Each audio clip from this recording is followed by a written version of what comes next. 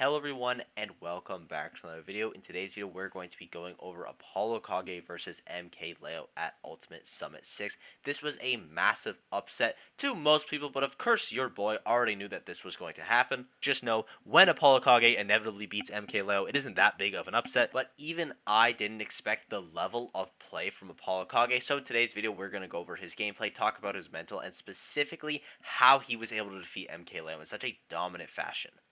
Now, it's really hard to find specific examples of this just because it's happening essentially every single second of the set, but I want to talk about Apollokage grenade usage because it is literally just perfect. The reason that Apollokage is able to get these massive upsets is because every single grenade he pulls, or at least it feels like every single grenade he pulls, has a purpose, whether it's covering another option to get him out of disadvantage, to get him into a combo. Every single time he's pulling a grenade, there's a reason to it. A lot of players, myself included, a lot of good snake players, some of the best snakes in the world, when they are pulling grenades, they're just pulling it because it is a good option. It's frame one, it's pretty quick, it's an item, it controls space on the field, but having a reason behind your grenades makes everything you do so purposeful, and it allows you to get in such ideal positions like Apollokage was able to get over and over throughout the set. Also, really quickly, this is just such an insane conversion. Another thing about Apollokage that's really great is his usage of forward air. He is by far the best snake in the world at using forward air, because the rest of the snakes, they don't really use it, but Apollokage will just go out there. The risk reward here is so insanely skewed in his favor. Leo is at 27, he is at 160. If he hits this, he wins the game. If he doesn't hit this, he probably does die, but still, you see the risk reward paying off there. Just a really smart option for Apollokage, and he's going to take those risks because they know they are in his favor. Another really good thing about Apollokage is his willingness to edge guard, because Snake actually has incredible edge guarding because of how his nair works and his back air works. They are just out there for so long, and they send at really good angles, specifically for back air. You can fast fall with it, cover a ton of space, and the sweet spot for it is really strong, but the sour spot sends decent enough that you don't really have to worry about always getting that strong spot. And then right here, you're going to notice the second that Leo dies is when he gets his jump clipped.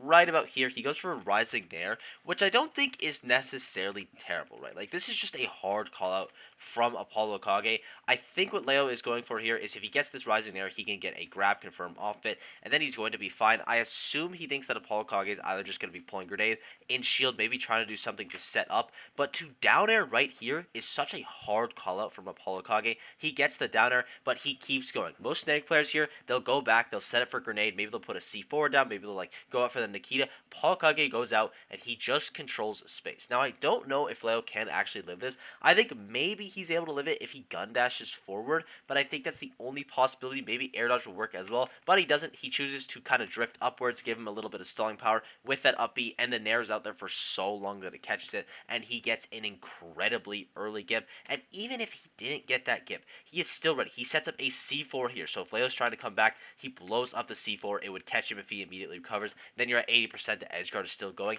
Every single thing that Apollokage is doing, again, is deliberate. He is setting himself up for success, and he is going out there. He is taking these risks because he knows they're skewed in their favor. If he missed that nair, the worst thing that's going to happen to him is probably nothing. Maybe Leo gets back to the stage and edge guards him for a little chip or ledge traps him, but at the end of the day, it's just such a good risk from Apollokage.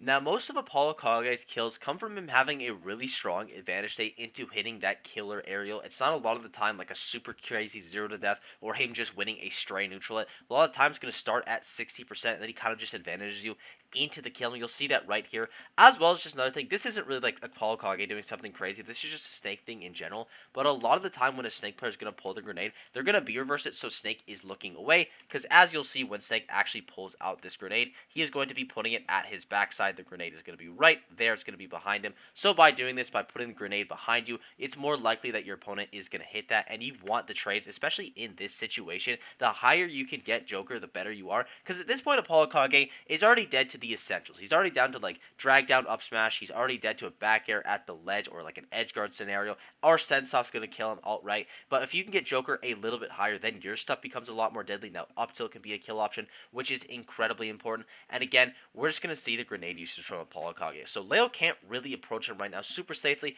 because there is a C4 right here on the middle of the stage. You see Apollokage cooking that grenade for a pretty long time, to be honest. He blows up the C4. He blows up the grenade here just because it blew up from time. Now again, a lot of space between them. There isn't really any stage control right now, and Leo's of course going to want stage control because that is the normal thing to do. So Apollokage throws the grenade, and then he goes in with the grenade. He starts applying the pressure, gets a down tilt. Now Leo jumps, picks up the grenade with a gun. I assume this is intentional. He does shoot it the wrong way though, and then the grenade does explode. And Apollokage, again, he throws the grenade up immediately. And now Leo, this is an area he has to come down because there was a grenade up here. Puts another C4 at the middle of the stage. Again, the stage control that this gives him is really good. Now the gun does mess with Apollokage here. He has to drop this grenade and force the other one that he has already picked up. Just got to kind of say, okay, I can't really use these two right now. Not too big of a deal because it is a frame one option. Still, this C4 being a massive threat, Leo jumps over it. But as you can see, Apollokage, he's facing towards Leo at this point, right? And he makes the active choice that, okay, I am going to turn around because having a grenade to my backside is just better. And because of this decision right here, you'll see that the forward air from Leo just barely clips this. Look at this. Just barely clips it, and off of that, Apollokage is able to get the game-winning kill. It is so important. If you are a Snake player and you want to get better, this is a really easy thing that you could do to implement in your game plan. It's really important as Snake to have your back to people because not only do you have access to down air as well, you're going to have access to back air, which is a really strong option. You can't really use forward air in neutral that much, and just makes grenades so much scarier to deal with. Now, I want to show this scramble from Apollokage because it's just really well done. It's pretty well done from Leo as well, to be honest. This little F smash here, I cannot believe that this misses. Look at this. That is like a pixel off from missing, but Apollokage does end up winning the scramble, and I think the big reason behind it is, one, Snake's actually pretty good in a scramble. He has some really strong tools. Dash attack is incredible. Up tilt's really scary. You saw Apollokage going for a couple of those. Down tilt can be pretty strong.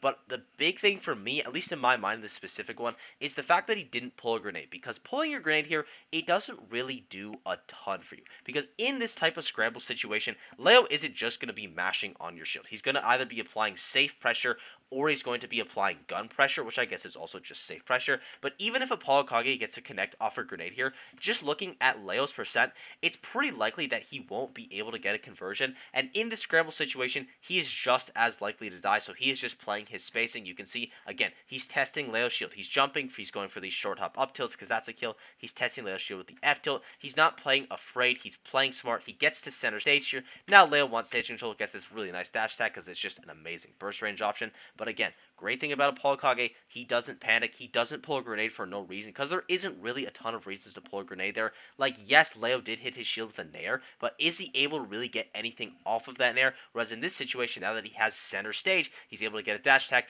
into this really well-placed Nikita. I will say, the one thing that I was critical about Apollokage was his Nikita usage wasn't as good as the other players, and most of the time he made up for this, though, with having incredible lead trapping, as well as his edge guarding just being clearly the best. But his Nikita, at least in this game, was incredible. In this entire set, it was really well done. You can see the Nikita right here. It's just basically riding the platform. If Leo decides to land on this platform, Apollokage just reacts, sends it up, gets a kill. He doesn't, though, goes a little bit down and gets that nice kill on Leo. I just think it's a really clean situation, and again, just shows how every single movement that Apollokage is taking is incredibly important. Now, I want to talk about really quickly what to do when you get down thrown by Snake, because I think a lot of top players just choose the wrong option here, and the wrong option is going to be to do nothing. That is always going to be the incorrect choice. One, it's by far the easiest to react to, and two, let's say you're at a lower percent, and again, in the Leo situation, it wasn't as applicable, but if you are at a lower percent, then you can get stickied much easier, which can lead you into way more dangerous combos. So if you get down thrown by Snake,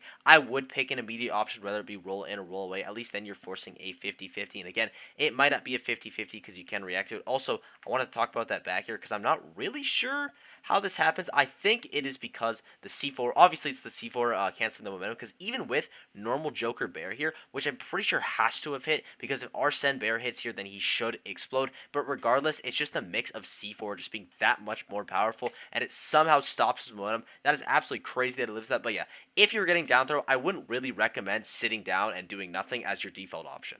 And that is going to be where we wrap it up. I'll just let the game finish out as I'm talking here. And I know we didn't go over a ton of interactions, but the general vibe of this game was just Apollokage just making the correct decision 90% of the time. And that's kind of Leo's gimmick, so I would highly recommend that you watch the set. Even if you watch this video and you think you get the idea, there's so many things that I miss. And just watching Apollokage's neutral in general is such a good idea, because again, he is so purposeful. And against Leo as well, who is also incredibly purposeful. Everything in the set is done with intent.